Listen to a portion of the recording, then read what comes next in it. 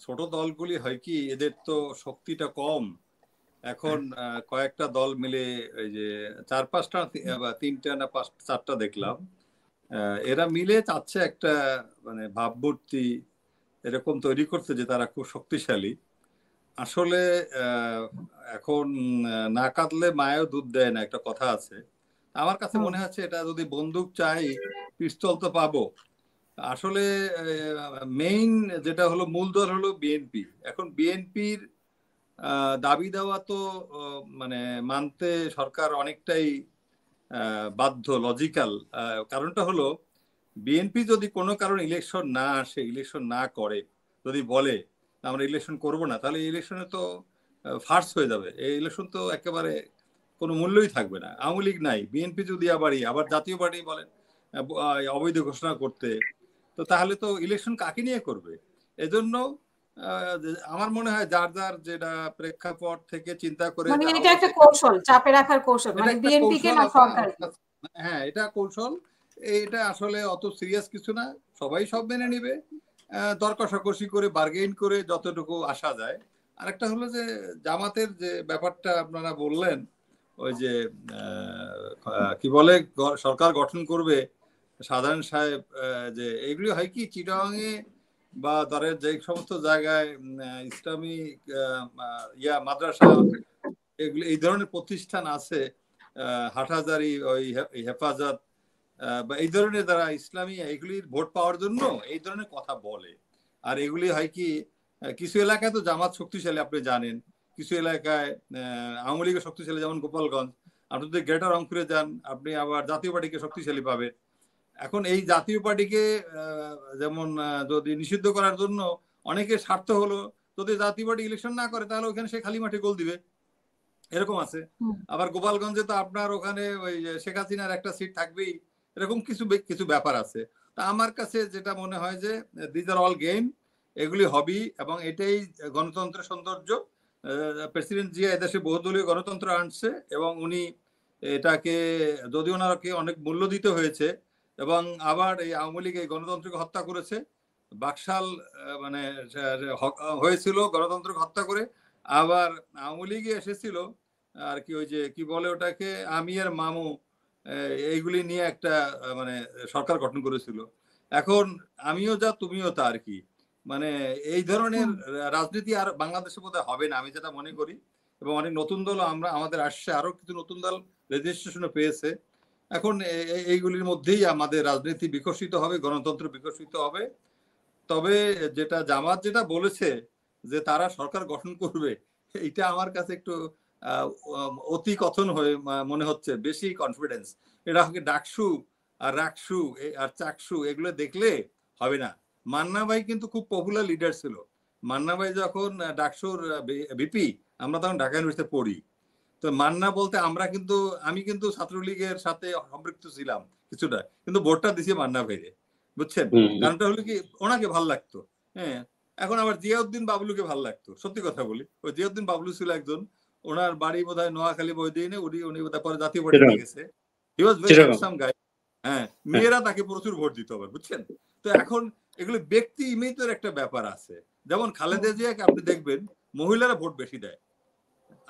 আমি এটা, কারণ আমি ইলেকশন করিয়েছি। আমি ওই যে লাকসামে আমি ইলেকশন করিয়েছিলাম একটা।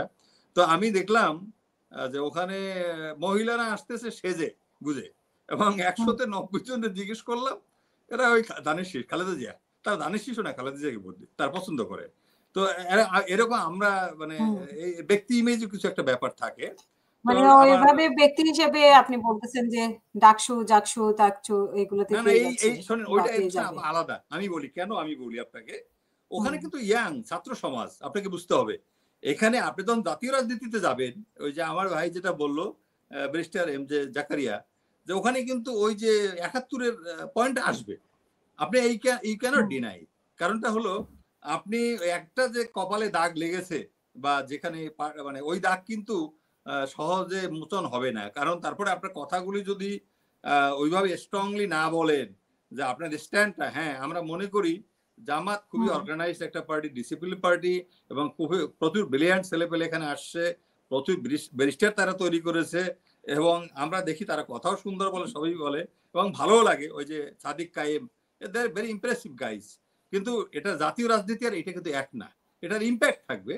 কিন্তু বিএনপি ইজ বিএনপি। খালেদা জিয়ার ইমেজ, জিয়াউর রহমানের ইমেজ, এটা বিশাল একটা ফ্যাক্টর। এখন বিএনপি নমিনেশন কাদেরকে দেয় সেইটা হলো কথা। এখন আমরা যদি বিএনপিকে দেখি নমিনেশনের বেলায় পরীক্ষিত যারা, যারা জেল জুলুম অত্যাচারের শিকার হয়েছে, যারা অনেক ক্ষতিগ্রস্ত হয়েছে, যাদের ভাই বোন গুম হয়েছে, ধরেন ইলিয়াস আলীর ওয়াইফ তো একটা নমিনেশন পেতে পারে আমাদের হিসাবে, আমরা মনে করি। I don't know Ilias Ali আমাদের একবার জুনিয়র ঢাকা ইউনিভার্সিটি।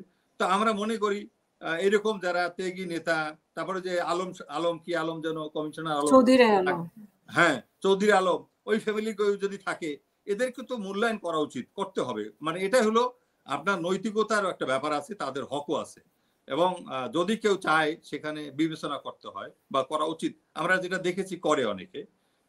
এইরকম চিন্তা করলে যদি বিএনপি ঠিকমতো ক্যান্ডিডেট দেয়, আমার কাছে মনে হয় না বিএনপির কাছে জামাত টিকবে বা অন্য সবাই মিলে বিরোধী দল করতে পারে, but BNP is suppose two মানে লিড, এটা আমি নিঃসন্দেহে বলতে পারি। হ্যাঁ, তাদের কিছু সিট টিট কমবে, কারণ ওই কিছু দুর্নাম তৈরি করে ফেলছে, ওই উল্টাপাল্টা কথা বলতেছে কিছু নেতারা। যেমন ধরেন, আমি নাম বলতেছি, আমি অনেকগুলিতে বলেছি নাম, আপনার এখানেও বলেছি, অন্য জায়গায় বলেছি। ওই যে মির্জা আব্বাসকে একটু কন্ট্রোল করতে হবে। তারপরে ওই যে একজন আছে কি বা দুদু জানো একজন নাম আছে, শামসুজ্জামান দুদু, হ্যাঁ এদেরকে কন্ট্রোল করতে হবে।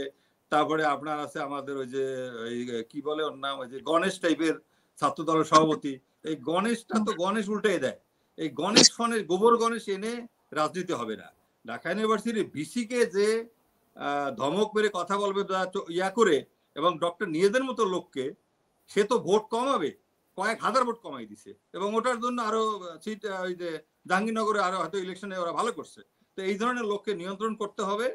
এবং আরেকটা হলো বৈষম্য বিরোধী আন্দোলনে যারা ছিল, এনসিপির ছেলেরা বা যারাই হোক, ওদের ভুল ত্রুটি থাকতে পারে, এদেরকে ওন করতে হবে বিএনপিকে। এদেরকে ওন করতে হবে। কেন?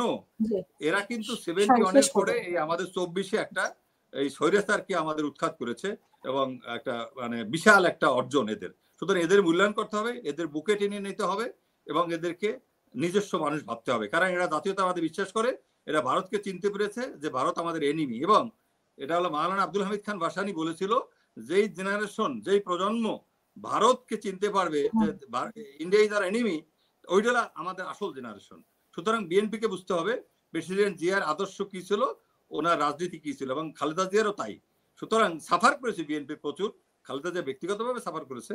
Even then BNP will dominate, এবং আগামী ইলেকশনে আমি শিওর বিএনপি যদি আরেকটু কৌশলী হয়, আরেকটু মানে ক্যান্ডিডেট নির্বাচনে ইয়া করে, এই যেমন ইয়াং স্টার আসছে, ইয়াং অনেক ব্যারিস্টার, অনেক এদেরকে আনুক, এদেরকে জায়গা মতো দেখবেন আপনি, কোনো দালালকে হবে না। ফজু আছে না, অ্যাডভোকেট কি যেন একটা, ফজলুর রহমান, এইটাই ফের লোক দিয়ে বিএনপি উপদেষ্টা হওয়ার কথা না, খালেদা জিয়ার উপদেষ্টা হওয়ার কথা না। এরা হলো দুষ্ট লোক। ধন্যবাদ। জি, আমি খাজা